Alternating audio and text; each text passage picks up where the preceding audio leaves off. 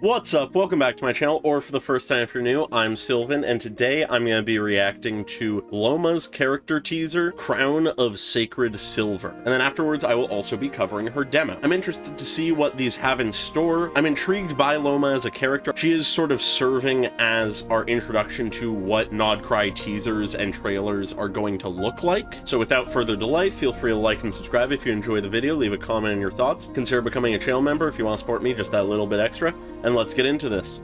Come night or day, may the moon goddess keep Ooh, okay. A little chant, a little prayer. Is there truly Once again in the a waters. goddess on the moon? This imagery we've had quite a bit. It's possible. Ooh, Everyone the says mouths. there is. Everyone says there's a moon goddess. May the moon goddess keep you. The visuals are already I have really been to interesting many here. places, but I have yet to witness a miracle. Oh. There are those who have suffered, Yeah. those who continue to suffer. Is there any way to make it end? Mmm.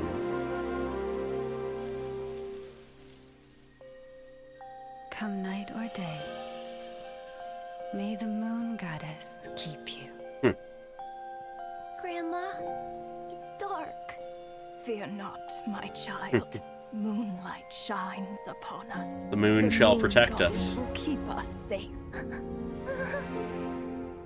What happens when the moon cannot be seen? Ooh. Ooh. Her spectral form. Ooh. Put Chandra by our side. Ooh. We always have a light to guide us. That's cool. Okay. Really straightforward, all things considered, but very visually interesting. So we begin with this ripple of water and this prayer of sorts.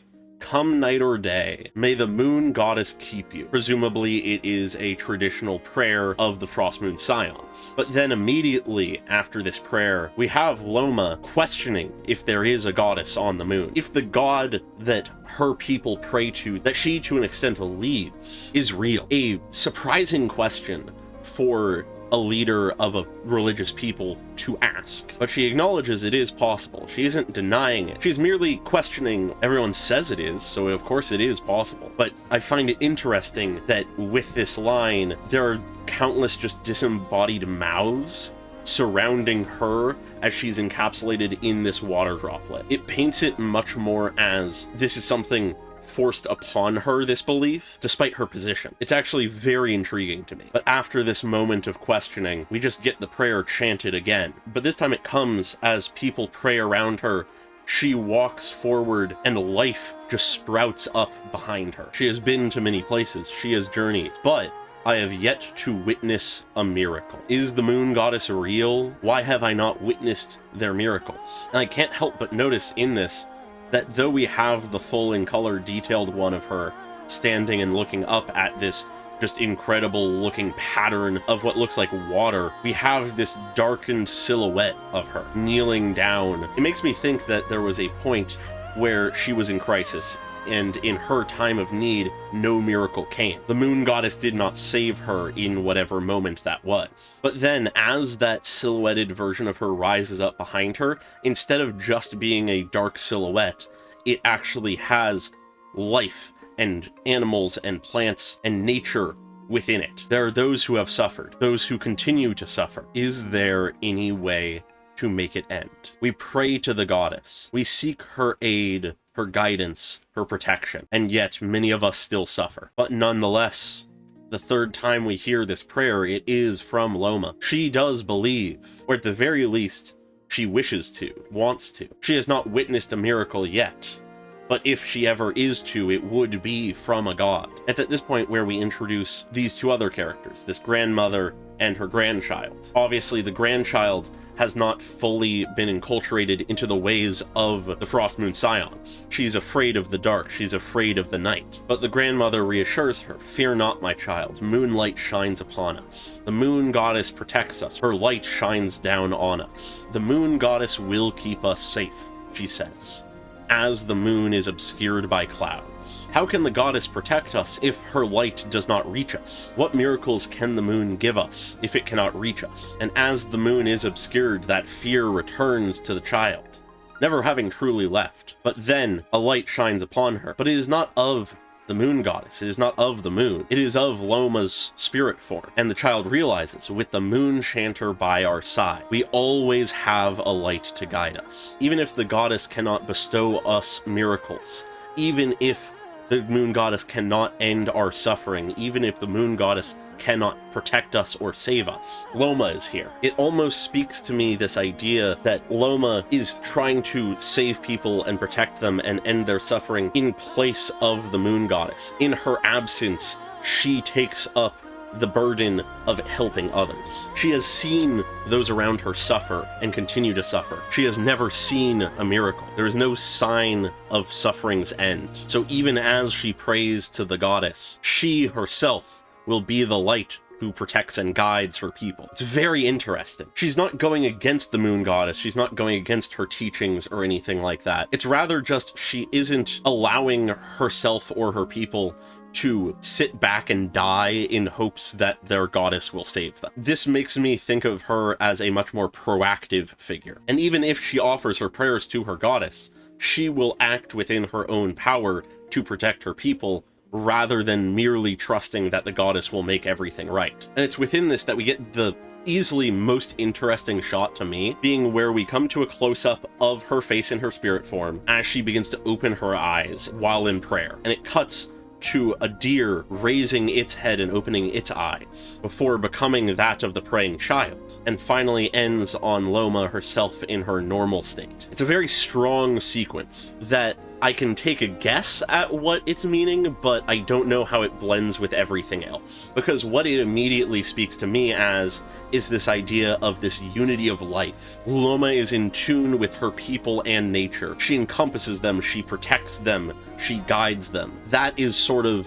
where it lands for me, I think. But then ending that sequence is this water droplet landing in the water as the clouds move away, revealing the moon. Lauma, the moon chanter, being there means they have a light to guide them even without the moon, and yet the moon does still guide them. They do still pray to the moon. They do still revere the moon goddess. It's a very interesting position for things, and I like it quite a bit. I'm struggling to pin down what exactly it feels like, but I do enjoy it. But that's all that the teaser really has to offer. It's really interesting. I like it a lot. But now I will be moving on to the trailer. And now we have Lauma's character trailer, Compassion and Discipline.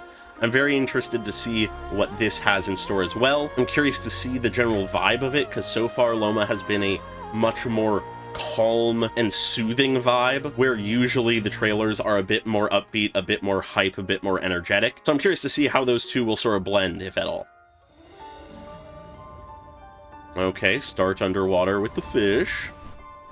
Into the birds. Nature of the sky and the sea, and of the land. All of nature. Ooh, in the perspective of a little creature. Interesting.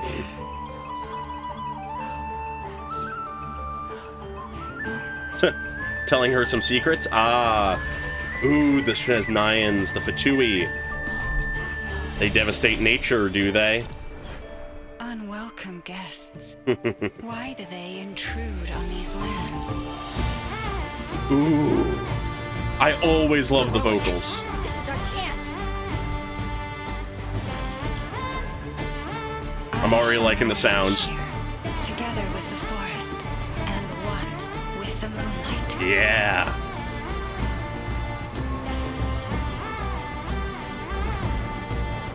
Ooh. This image. Ooh. Yeah, I love that imagery. She is one with nature. An ambush. These creatures. Resurrected! Insolent intruders. Your souls burn in the flames of your own ambition. Ooh, the backlighting of the moon. Yo, the water I animation. shall send you from this place and restore the rightful piece of night. Jeez. All right, we got the mech to deal with. Perfect representation of what she opposes. Yo. Into the spirit form, hell yeah.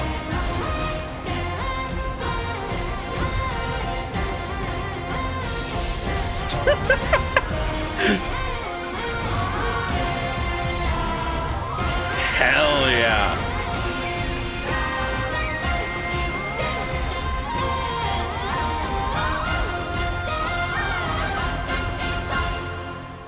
Okay. Hell yeah. Thank you all. That was very brave. Huh.